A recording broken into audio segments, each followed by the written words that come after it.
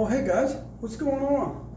Man, I wanted to tell you guys that I sure do miss seeing everybody and anxious to get everybody all back together again. And I pray for you guys every day. I really do. I pray for you every day. Anyway, I just wanted to share a scripture with you today, just so we can kind of keep in the Word together. I wanted to share a scripture and something that Jesus does that's really, really important. This is in the Gospel of Matthew. It's not in the Gospel of Matthew. It's in the Gospel of Mark. In the Gospel of Mark, Mark talks about Jesus' ministry, and he starts out quick. It's a fast-paced depiction of the gospel. The four Gospels are all different. Matthew and Luke talk about the birth of Jesus and the genealogy of Jesus and lots of little bit of information, more information about Jesus growing up and about a perspective on his ministry. But Mark just starts out like immediately talking about the ministry of Jesus. I mean, within the first half of this very first chapter, he's already talking about the miracles that Jesus is performing, the teaching, and so forth. And so Mark gets right after it. And so he shows us how busy Jesus is in ministry. And those are an important perspective that I think Jesus gives us from what Mark records right here in the first chapter. Okay, let me read something for you. It's in Mark in chapter 1 and verse 32. And it says, "At evening, when the sun had set, they brought to him all who were sick and those who were demon-possessed. And the whole city was gathered together at the door. Then he healed many who were sick with various diseases and cast out many demons. And he did not allow the demons to speak because they knew him. Now, in the morning, having risen a long while before daylight, he went out and departed to a solitary place. And there he prayed. And Simon and those who were with him searched for him.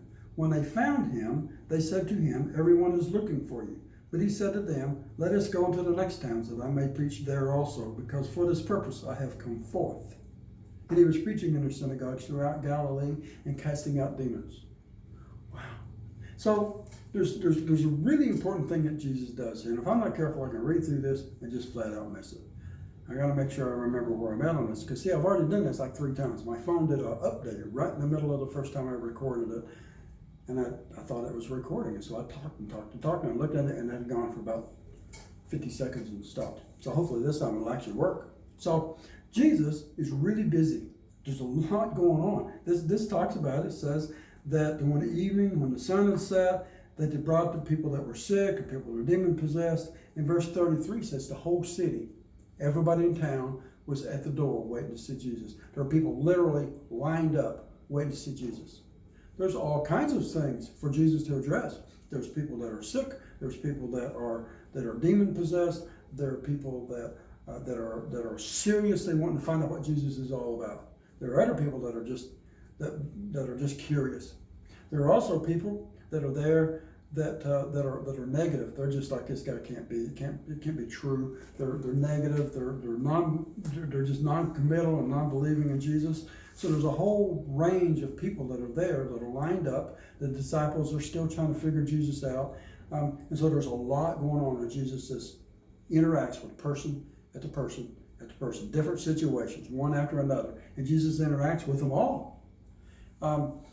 Physically, humanly, since Jesus is in a human body, he's God, but is in a human body, he had to be tired and stressed because of just things just keep coming at him. You ever feel like that? Boy, I do sometimes. Just one thing after another. You get something handled, or maybe you don't even get that thing completely handled, and something else comes. And it's just one thing after another. And that's what it was like for Jesus on this particular day. Just one thing after another. I'm going to make choices, going to make decisions, and they're all important. They're all big choices. And so Jesus is healing people and ministering to people, and then nighttime comes and more people just keep coming. The next morning is where Jesus does something that I think is important for us to learn from. It says in verse 35, it says, "In the morning, a long while before daylight," Jesus did something important. It says, "Having risen a long while before daylight, he went out and departed to a solitary place, and there he prayed." Now wait a minute, let that soak in a minute, okay? Because this is Jesus, and Jesus felt it so important that he pray that he would allow special time, separate time. He got up before everybody else did, and he went out into a quiet place. into a place that's kind of separate. It says deserted. That doesn't mean cactus and stuff. It means deserted, out by himself somewhere. And so he went out to a solitary place and he prayed. And he prayed. And it doesn't say what the words of his prayer. The important thing for us is that he prayed, because he was praying about things specific for him. When I pray, I need to pray about things specific for me. So our prayers are going to be different. The important thing is that he took quiet time. And it wasn't just quiet time like yoga meditation, but instead it was quiet time to pray. And prayer, it's not just talking. Sometimes in my prayer time, I do all of the talking. I'm talking to God about da da da da da da da da. But sometimes my prayer time needs also include some quiet time, so that I close this and open these, so that I can hear. Usually it won't be a voice. Sometimes God does speak through voices, but usually he speaks through his spirit. But sometimes there can be so much noise around me, usually from my talking, that I miss what God's trying to say to me. I think this is what's going on with Jesus.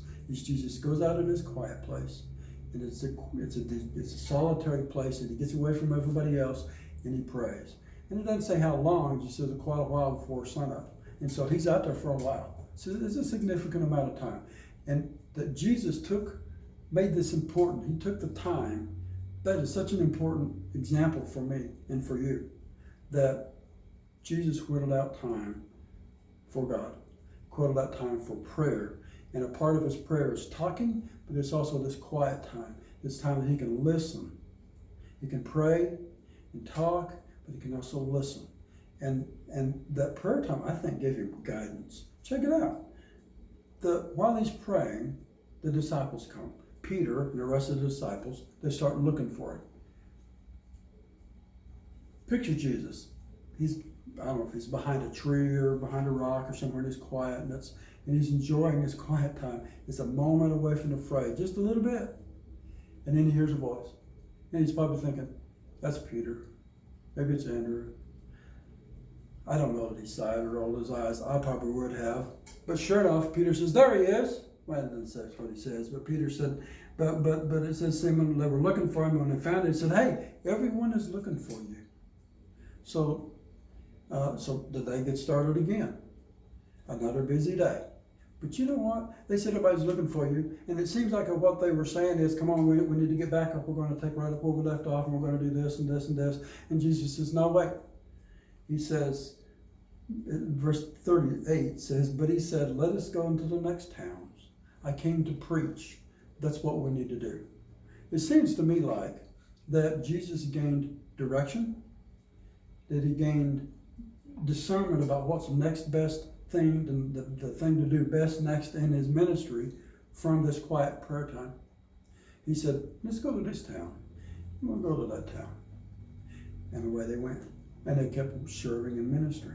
Jesus didn't shrink away from the crowds, but from his quiet time, he gave a direction on what's next.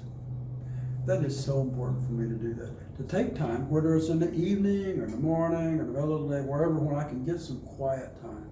Get some time away from the noise and all of the different pressures and the things. And sometimes it's hard, but it's important. To pull away long enough to pray, to not only talk to God and tell him what I'm thinking and share with him my ideas and my weaknesses and my different things my fears and whatever that I need to share with God through Jesus, but also for me to take time to listen, to turn this off and turn these on, and listen to see what God has for me. What direction do you want me to go, Lord? And sometimes he'll speak through a voice. A lot of times he'll speak right here through this.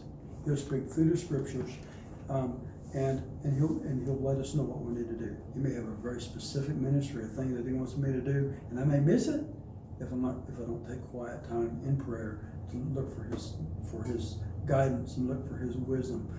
So let's make sure we do that. That's my encouragement. It's just a short little thing. Let's make sure that we take time, quiet time. Read your Bible, pray, and listen. That's so important. Jesus showed us the example. Let's follow his example.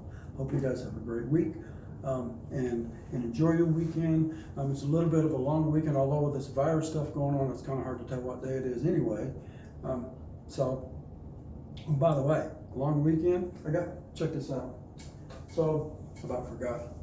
I got my flag, all right? I don't have it hanging outside yet, but out on the basketball wall out there, I got a little hanger and I can stick my flag in there. I'm gonna put that out tomorrow because tomorrow is Memorial Day. This whole weekend, Memorial Day weekend, but tomorrow in particular is Memorial Day. Make sure that you take time to remember what Memorial Day is really all about. Memorial Day is the day for us to remember people that serve, men and women that serve in our military, that provide the freedom for us to be able to live in America. We can choose to follow Christ without persecution. We have freedom in America at a very high cost. Memorial Day is about reminding us about that high cost. Pray for the folks that are serving currently. You know that we got a couple that were in our youth group not very long ago. Sky and Star, they're still serving in the Air Force. Pray for both of them. Pray for people, everybody that's serving in the military. My boys served in the Marines. Man, I pray for them every day, and I'm so thankful for their service. Memorial Day in particular, though, is about remembering people that have given the ultimate sacrifice, and that is the sacrifice of their life. Be sure and take time to remember people that are served in the military to provide freedom to be able to defend our country, and that have given their lives in service to our country. That's what Memorial Day is all about. So make sure you take some time to do that. It's really important. It's really important. Hope you guys have a great week. Enjoy your week. And springtime's coming. I think it's supposed to rain quite a bit this week, but that'll be okay too. Have a great week, and we'll be back together pretty soon. Okay? See you later.